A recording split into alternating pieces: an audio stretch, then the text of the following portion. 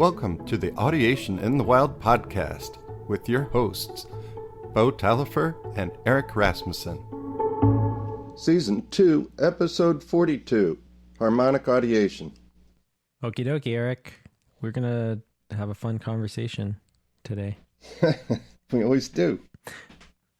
I want to talk about today the difference between tonal aptitude and harmonic aptitude, because I think there's an assumption on many people's part where they think harmonic aptitude is encompassed by tonal aptitude, and it's not the way I see it anymore. And I have some interesting stories and examples of this recently. Well, the intercorrelations in the music aptitude profile among the subtests, especially, melody and harmony and tonal. Well, the melodies, the two tonal subtests are melody and harmony. And then there's two rhythm subtests. And the intercorrelations among those subtests are low enough to tell us that we're measuring something different. Right? So the intercorrelation tells you how much variance in common there is between the two sets of data. Like you get, the kids to take the whole test, and then you say, well, how much can we tell is different between the two subtests? And yeah, because for example, if everyone that scored high on the tone on the melodic part also scored high on the harmonic part, we could start thinking, well, are those just measuring two aspects of the same skill? Yeah. If they're always related to each other like that? Yeah, exactly. If they were related, there would be no sense in giving the second test. Use one or the other because they're measuring the same thing. Well, they're not, because they don't.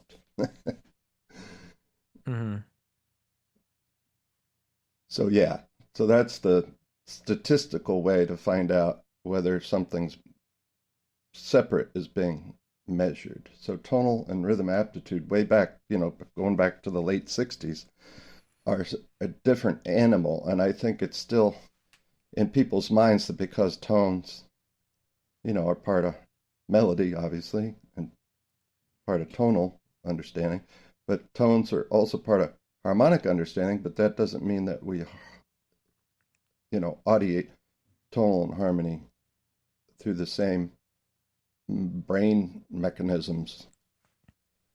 Yeah, exactly. And this is one of the reasons I think that you get a lot of people who are great melodic improvisers, but you put a chordal instrument in front of them, or you even just ask them like what functions were just played on that recording, and there's a lack of skill to be able to do that. And the fact that these are separate processes and separate skills makes perfect sense why someone could, improvise.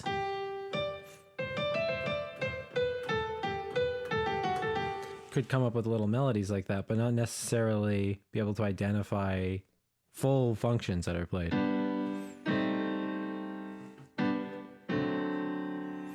Because those are different skills.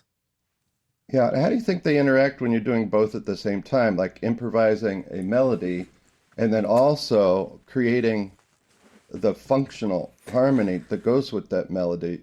Like, this is not improvising, it's creativity exercise more than improvising, although you could. Yeah, so I think this is such an important point, and an exercise I've been giving to a few students recently, and I mentioned this on the podcast presumably last week, but I'm not sure if everything's in order from what we recorded it in.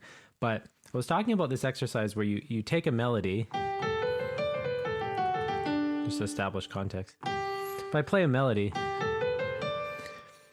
I can improvise a chordal accompaniment. So I'm audiating, I'm going to land on this so. But the question is, what am I putting with this? Because I'm audiating, I'm in major right now.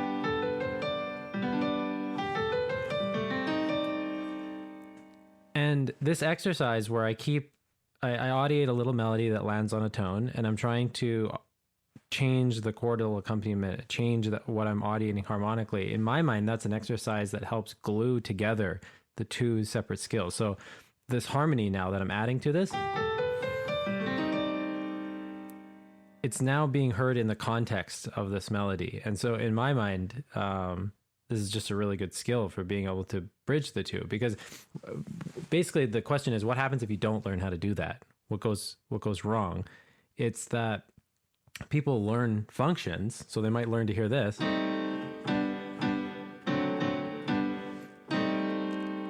but it almost has no practical purpose outside of just playing chord progressions. It almost can't jump into the party, right? That would basically be like having a really good rhythm vocabulary, but not able to use that rhythm vocabulary when you're playing melodies. Yes. Right. So these things dance with each other, and there has to be.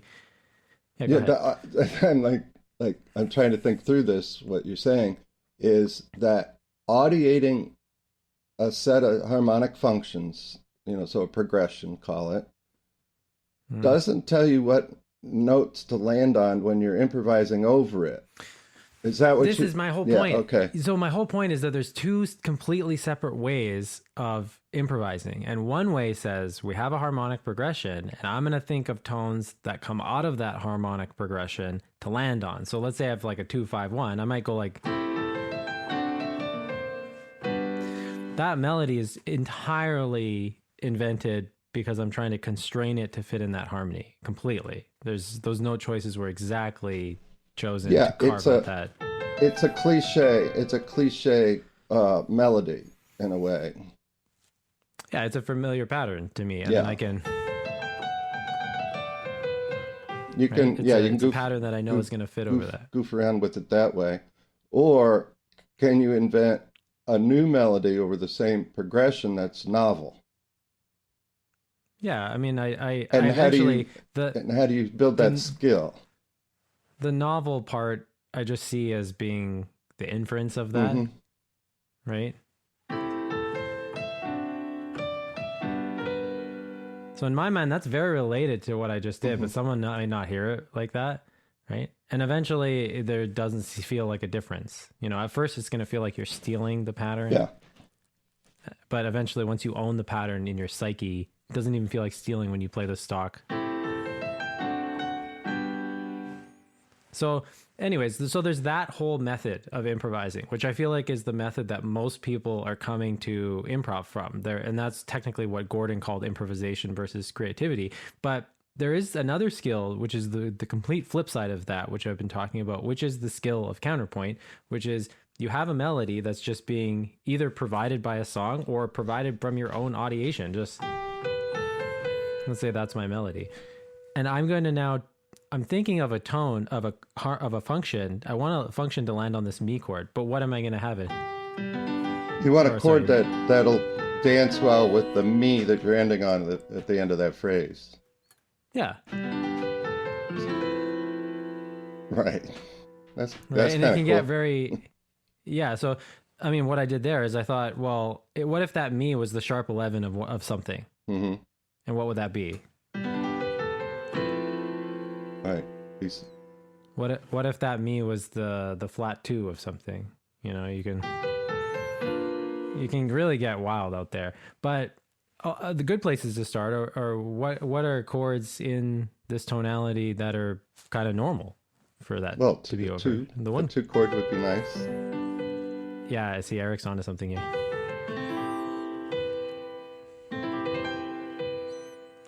And so it gives you a totally different way of thinking about harmony. And I've realized that the people that I've met that can improvise very well, they also seem to be able to do this very well. Not just the other thing where you have a predefined harmonic progression and you can make melodies that carve out that progression, and like to the point where you don't even need to play the functions. You can just...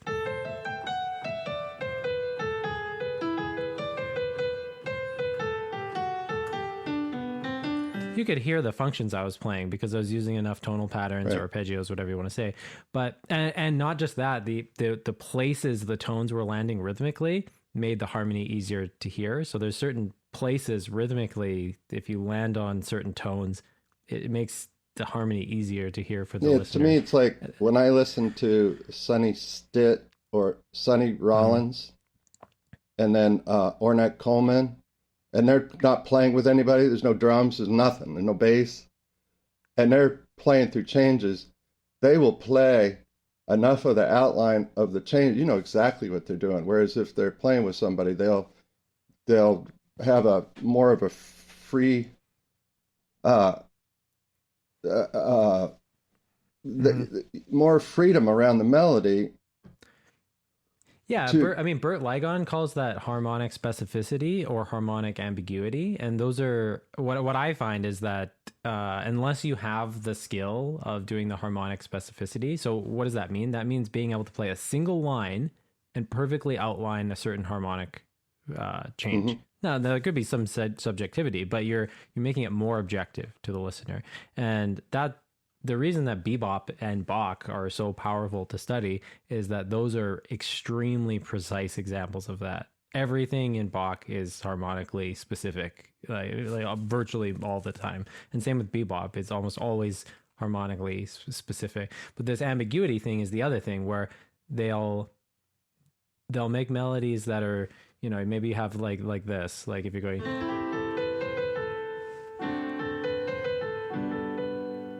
So that melody, it's not like that didn't work over the changes, but if you just heard this,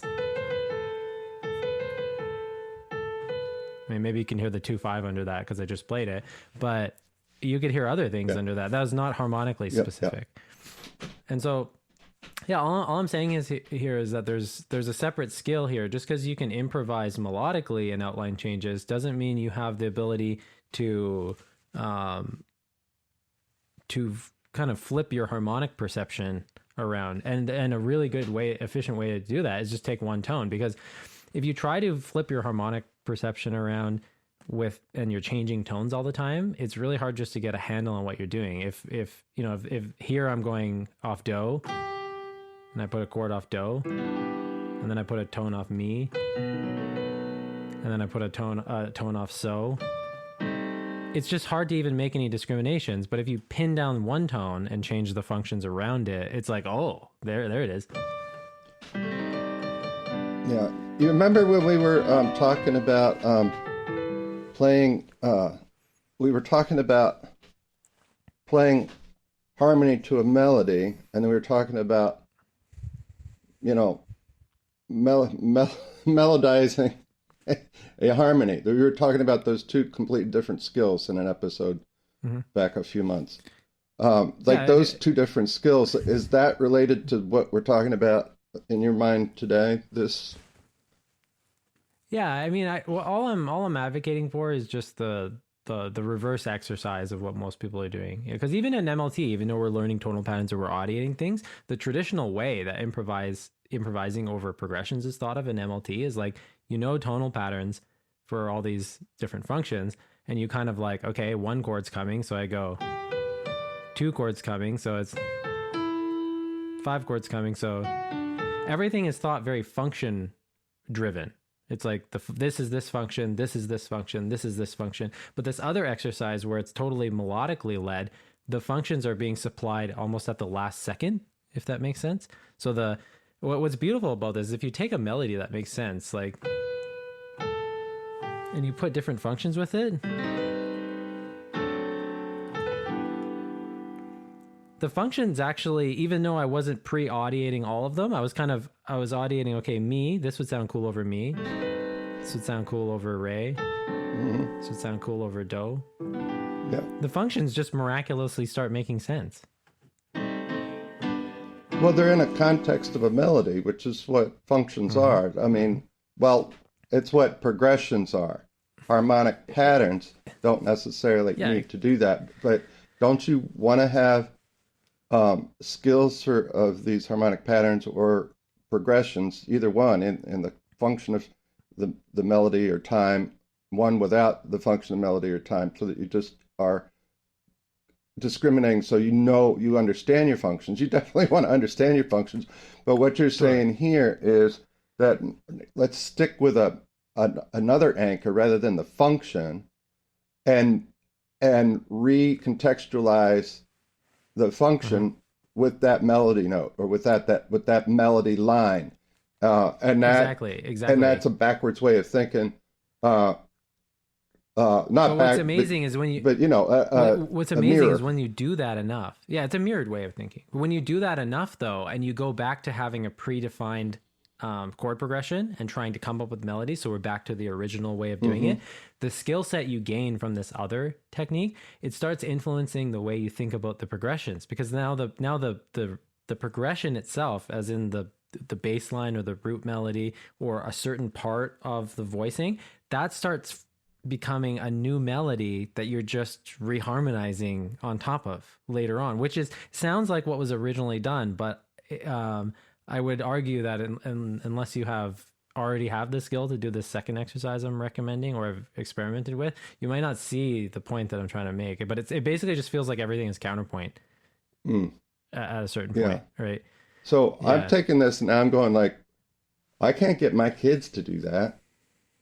Yeah. Yeah. You know, like It's how do I, you know, what do mm, I, so like one of the things I do initially is take one of my songs to just go 1 1 1 1 5 1, and yesterday I got him to go 2 5 1 over the same, you know, mm, Mary Had a Little Lamb or whatever. We talked about this before, and now I go Ray Ra Do, Ray Ra Do. I can't sing, um, mm, I can't audiate that right now, but I have them distinguish that, discriminate among those, and they can name them all in one sitting.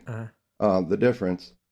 Uh, and then what I want to do, or what I have done in the past, is I go and I take that and just give them the basic bass line on a xylophone so mhm. they can play 1 1 1 1 5 1. Okay, now let's do the other one. 1 1 1 1 2 5 1. All right, let's do the other one. 1 1 1 1 Ray Rado. And they once they do that, and then it's like, okay, I'll play that. And then I want you to take, you know, these 4 or 5 notes first. And I want you to just play anything, make mistakes, go ahead, blah. Mhm. Right. And so that's the typical way for me to do that. What I would be doing then is like I would play a melody and I'd have them, you play whatever bass line you want or whatever, you know, root stuff, and we'd have to figure out the functions to go with that. But Yeah, that I would mean, be and that's that's that's a pretty great deep. exercise. That's deep, but that Yeah, that wouldn't yeah. happen So for you know, I can't see that happening with fourth, fifth graders easily. no, but you can expose people to these sounds. So there, I want to back up for one Yeah. sec because this you brought up something that is really interesting. This like you take the functions from a familiar song,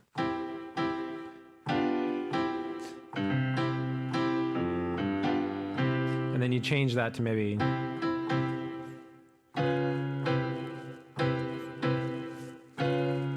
So even if a melody's not playing, that is a really useful discrimination activity to do. And you have to do that a lot with people because they have to be familiar enough with both of the patterns, right? Like some people don't have the aptitude to retain this, then compare it. But I would argue even someone with a lower aptitude, if they are exposed to that comparison enough, they will start Well, if you making teach the it, discrimination. if you teach it a la Engelman, the aptitude stuff Yeah. gets hazy, like in the way that you, if you strictly interpret it as the way Dr. Gordon did.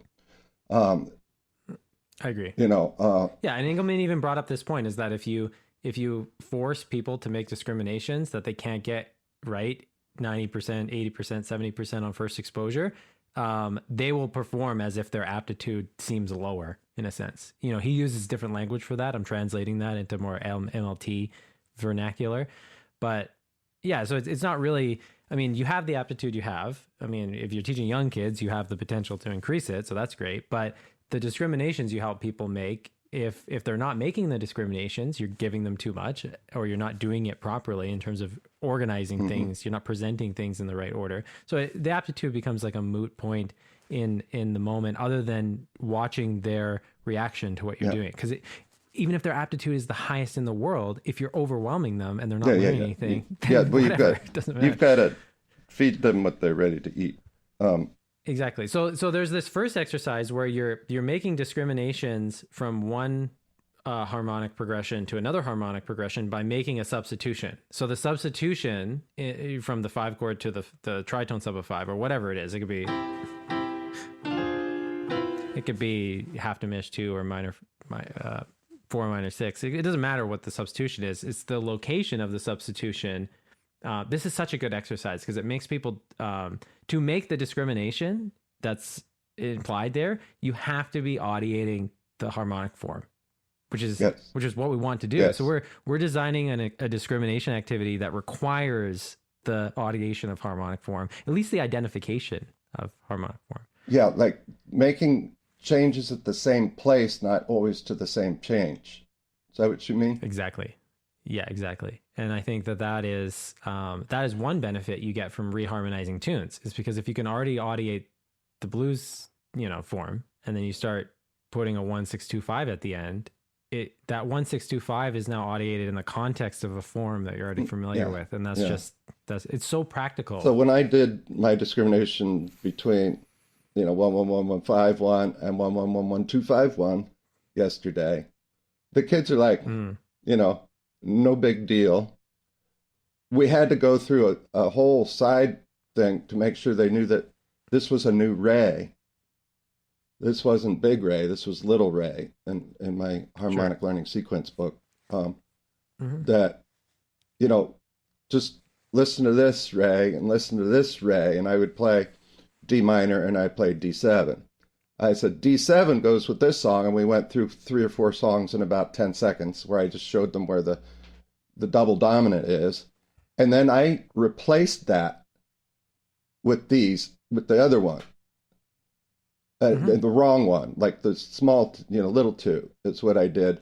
And then the other thing I did was I did lollipop, lollipop, ooh, lolly, lolly, lolly. And I put a D7 there, right? Double dominant, G, C. And they just all winced. They all just said, no, like that's wrong. And I said, yeah, that's lollipop with little 2 and not double dominant. And I didn't give them the name for supertonic yet, but that's probably next week, actually. Yeah, and I think the importance of this exercise, one,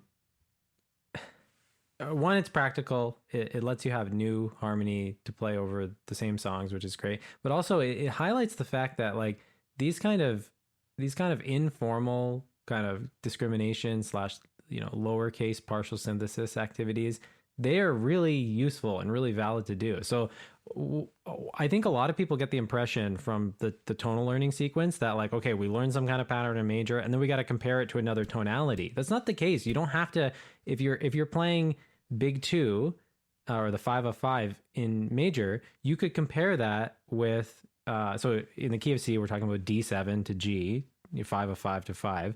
But we're then going to compare that with 2-5, which is D minor to G. That's a totally valid comparison to draw. You don't have to play all this stuff in now the minor tonality and compare it to the minor tonality. That is useful. So when you compare something in major to something in minor, there is a type of discrimination that comes from that, but it's the discrimination of a similar pattern in a different tonality. What we want to compare is a different function in the same tonality. That's a whole different set of comparisons to me. Yeah, and because you don't have to... I mean, I'm preaching to the choir here. Yeah, you don't have to jump resting tones in your head, which is a lot harder, I think, when you recontextualize stuff. But if you know the functions. You got to know the functions that would fit in... wow. Yeah, you got to know the original changes to the tune. And this is why what Eric's saying is like spend a couple weeks or a couple sessions where you don't screw around with the harmony and you give them the basic harmony, because they need a baseline, not in terms of they need a fundamental. They need a baseline to compare it to.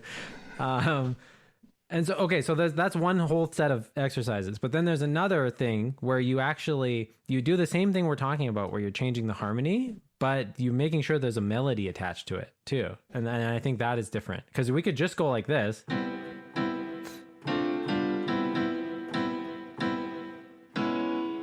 Oh, I butchered the tritone sub, but you get the idea. We're just comparing harmonic progressions. There's no melody, but something different happens then when you start adding melodies to it, and doing this with familiar songs is so useful. And I have talked about that chord you just played that you said you butchered. Like it clashed with what you were audiating, but I was just listening to what you were playing, and it was fine. Yeah, no, that is the power of harmonic form. Is that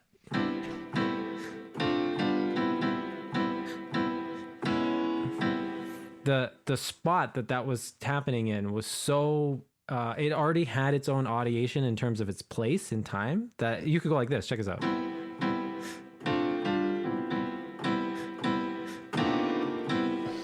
Like I just smashed the piano and it works. Yeah. Right? That's the power of rhythm. Holy shit. But something different happens when you start changing functions under a melody. And so one of the simple examples that I always do with people is I go,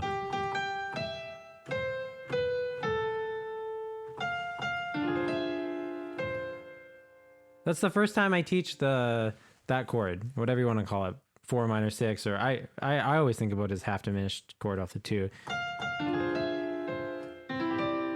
And I always just watch the reaction of my students. But what's crazy is like this chord sounds like a theoretical mouthful, and it is a mouthful to label, but it's not hard to audiate. Everyone audiates that. Kids audiate that, you know? Every kid I've met.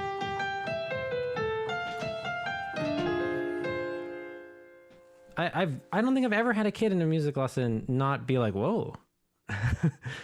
And clearly, you know, people's aptitudes are all over the place, but everyone is like, whoa, that sounds cool. And what do you think that is? Is it a common trick in movie scores or TV land, or where they get getting the familiarity from that, or the lack of familiarity? Know. Maybe that's what makes them perk up.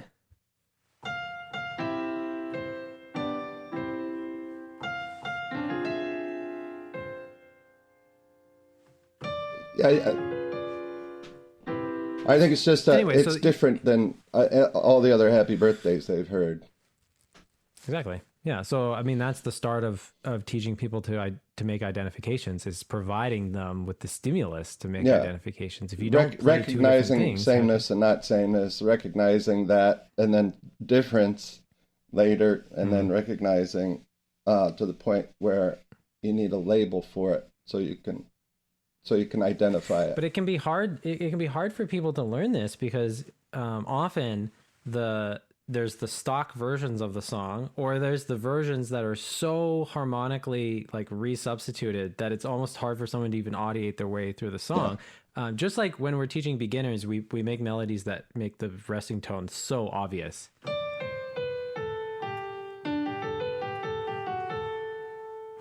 We really help people hear the resting tone, because if they're not hearing that, like God knows what's going on upstairs.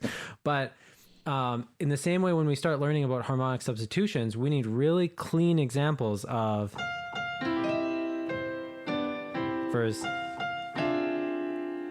just one little discrimination. Because if it's like freaking you're listening to Bill Evans's like latest recording, it's like it's too much. One thing at a time. Exactly.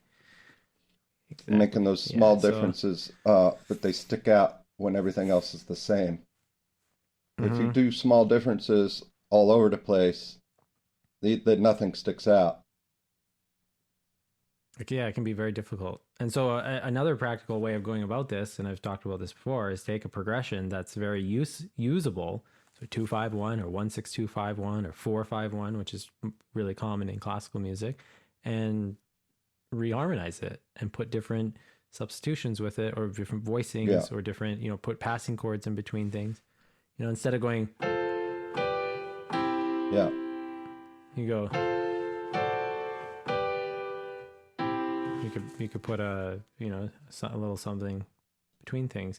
So, but this opens up a larger can of worms in the fact that people can't sing harmonic functions. And so MLT is very based off of this whole process of imitation as a door to audiation, and singing is like an insane vehicle for this. But you can't sing functions. Even if you have a choir, I don't care if you have a choir, you're not singing the whole function yourself. And so identification in terms of just hearing someone play a chordal instrument or even listening to a choir. That's the start of this. So this is hammering home a point that we started with, first of all, that the MAP tonal and harmonic tests are completely measuring something different, right? Not completely, but it's clear that there's some different aptitude.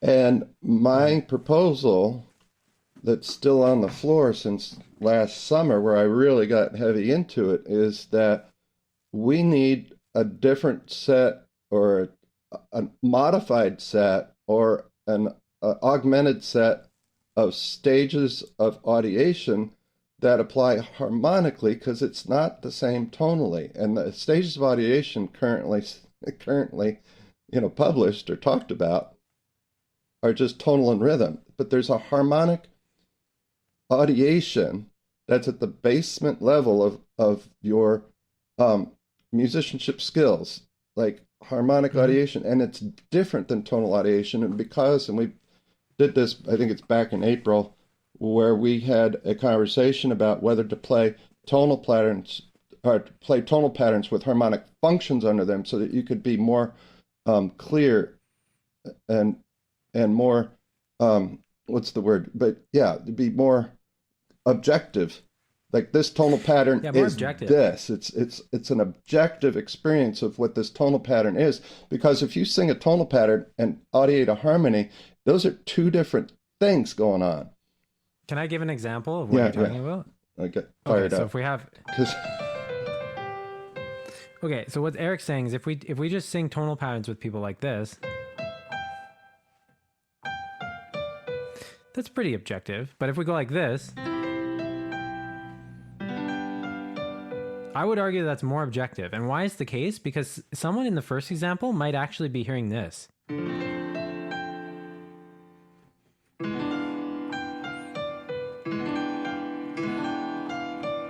It would seem to most people that this is objectively a 5 chord, but you can hear that as the 5 of 6. And so someone with really high harmonic aptitude and an ability to pivot what they're hearing over certain tones, they can do stuff like that. They can hear...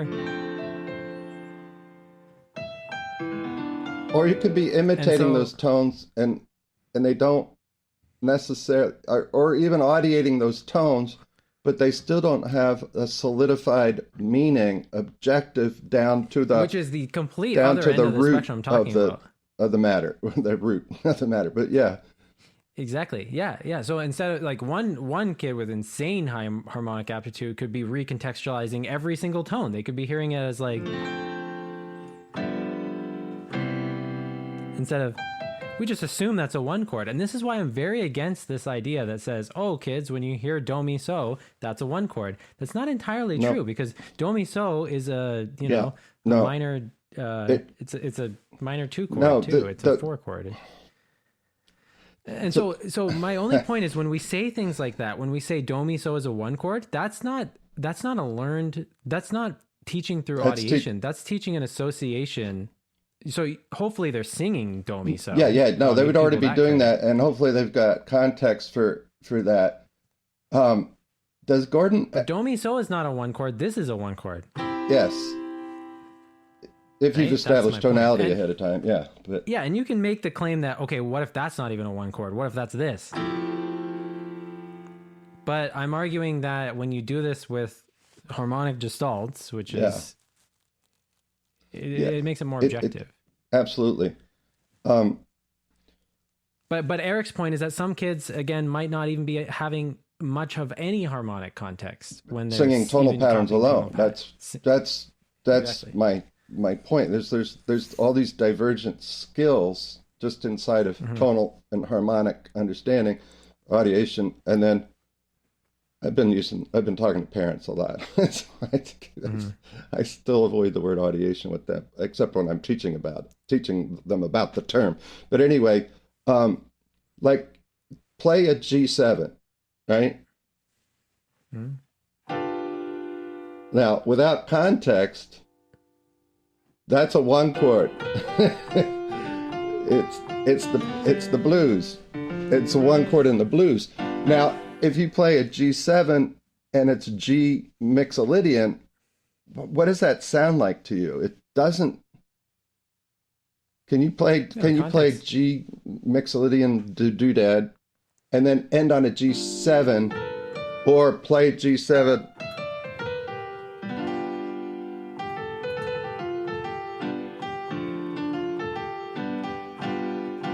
It's still kind of bluesy Mixolydian, but you know, that G7 has a certain quality to me when it's in Mixolydian. Right? I really found it distasteful yesterday when I was playing around with a Mixolydian tune, and I played with an extra tone in Mixolydian. That seventh doesn't belong in the tonic like it does in the blues. Yeah, when I hear that seventh in the tonic, I feel like I want to. I just want to go to the blues, right?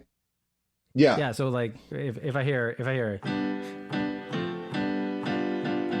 yeah, I want to hear. So you could hear that as a 5/1, or I hear this that is where as blues and Mixolydian gets mixed up, and Old Joe Clark is a tune that has a 1/7 in it, da-da-dee-da-da-da-dum, and some people go do so do at the end of it instead of so fa so. And it drives me nuts that some people call that Mixolydian when it ends do so do because of the te in the melody. Anyway, that's one of my pet peeves. It's been forever. But an old school, like way back in the 30s and 20s when they played that tune from these field recordings, it was played both ways. So it's really played Mixolydian and major, so it's like, which one is it really? It's like whatever you're doing at the moment. That's a ton of fun. I mean, I think we should write more songs that do that. I think we should write more songs where, on purpose, the first time through we play the 4 chord, and the second time through we play the minor 4 chord, and the first time through we play 5, the second time through we play tritone 7/5. It's just like you can bake these discriminations into songs. So I want to gather the bigger point of showing folks what this so this is exercise you've been messing around with for quite some time, and you're suggesting this is really good for music teachers or really anybody, but I don't see it in my sequence quite yet with my kids up to 8 years old, but reharmonizing, unless I had crazy person, but reharmonizing is such an important thing to do. And just take simple phrases at first. Don't do a whole song unless it's Mary Had a Little Lamb. I went to the extreme. I'm just taking one tone. Right? And I got this exercise from Joe Pass, and he talked about it as a way to practice scales. So he would take one tone, play a chord over it, and then play the whole scale. And then he would take that same tone and new chord,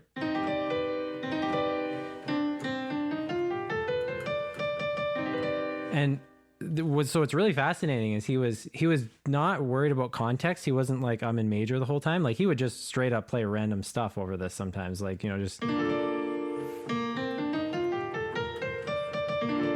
He said it was a more interesting way to practice his scales. But what I think this did to his ear is it gave his ear the ability to keep a single tone on top and repivot the context that's underneath it, which is the complete backwards skill of what most people are learning. And I did this for years. I've done this for 10 years. Yeah. How do you know if you're in a band? How do you know when that they're going to go with a harmony you are not? It's not part of what, like in the middle. That's such a good question. If you're in a band, I'm in a band. Let's say Eric's playing keys for me, and I'm going to take a sax solo, and he's going C to G7 to C. But I want to put I want to go, I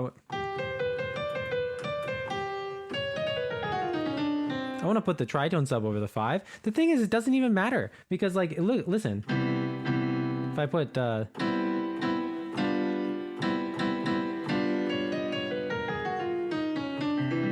the tritone sub pulls so hard to the one, even with the G7 over it, it's fine. It's not a big deal. Barry Harris talked a lot about this. Like everyone nowadays is freaking out. They're like, I got to make sure this guy's playing the same change as me. And at a certain point, you got to be careful. But basic tritone subs, it doesn't matter what the other person is playing, because it's the movement, the form of the song is pulling you so hard to the one chord or to whatever you're doing.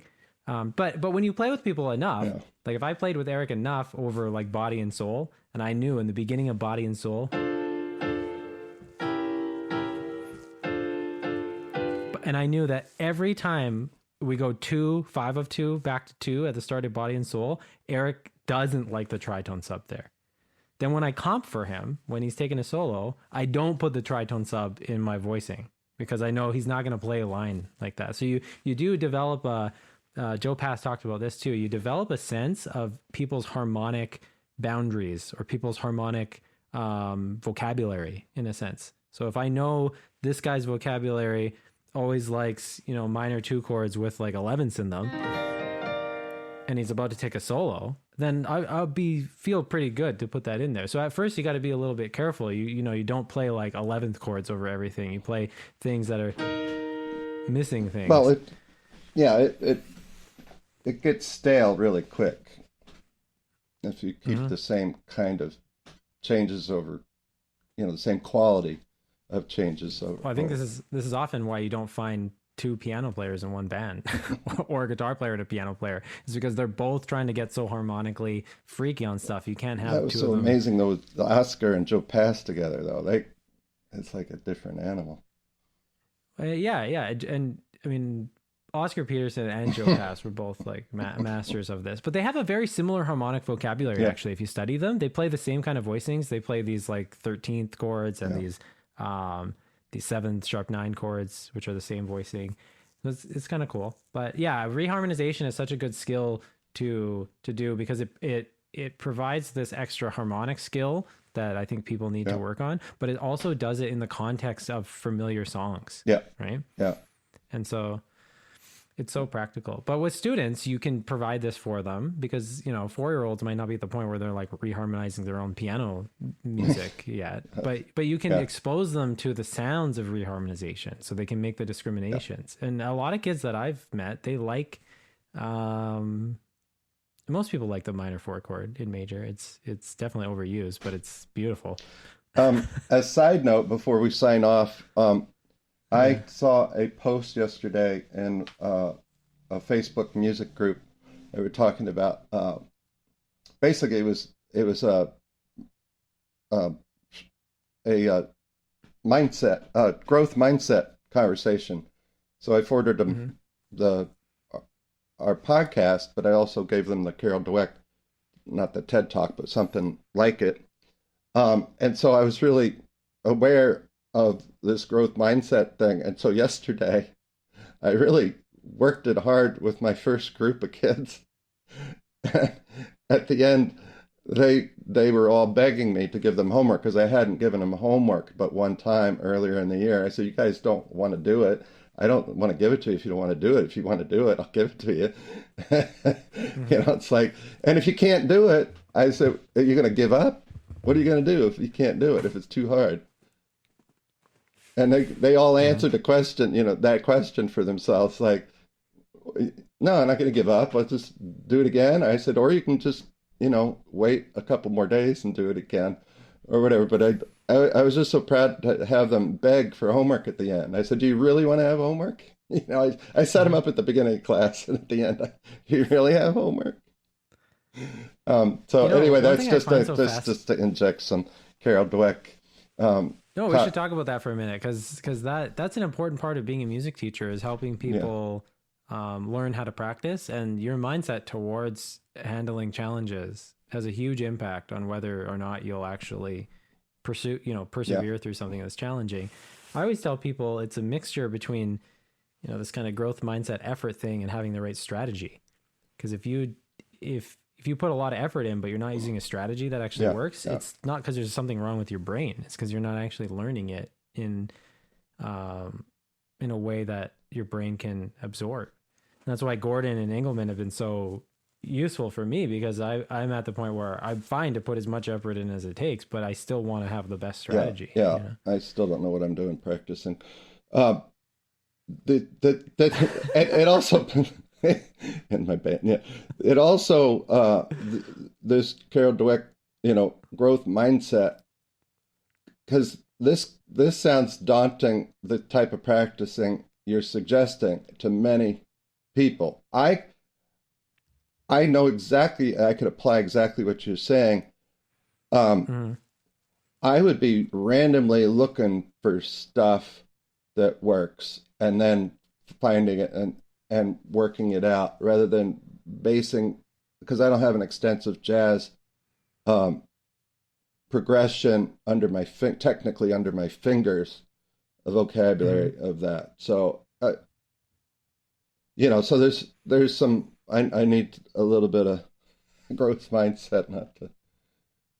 Well, and this is something I've been talking to a few students about, is that like if your goal is to play hard bop or jazz music, what most people are considering jazz, you got to remember like when Dizzy and Charlie Parker and all these new people, Wes Montgomery and Pat Metheny and stuff, when they're at like the pinnacle of that skill set, right? But the way that music evolved was not by starting your training. And Bill Evans talks about this in this great video he has online about the art of practicing jazz and piano and the learning process. Is you don't start with these crazy, insane substitutions. You start with basic things that you have control over. 1, 4, 5. Once you have that, you add something else in and explore it. But it should always be kind of in your zone of development, right? And so Bill Evans talks about this in that video, where when you try to approximate something that a master is doing, you end up not really learning stuff. So if you try to work on the stuff that Pat Metheny's working on, and you don't have the skill set that's supposed to build up to that, you're kind of missing the punchline. You're kind of you're imitating something that's not even going to turn into audiation. Yeah. So right? So what am I getting at with this? I'm getting at, you got to start reharmonizing simple tunes that you were familiar with. So if you're reharmonizing tunes you already can harmonize and play, right? Exactly. So you got to.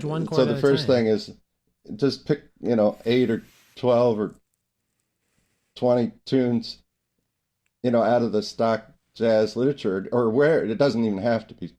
Forget about jazz, but anything, and anything, and then get those harmonic skills under your fingers first, or wherever you're playing it, however you're playing it. Kind of need a guitar or a piano for this. Auto harp doesn't quite do it.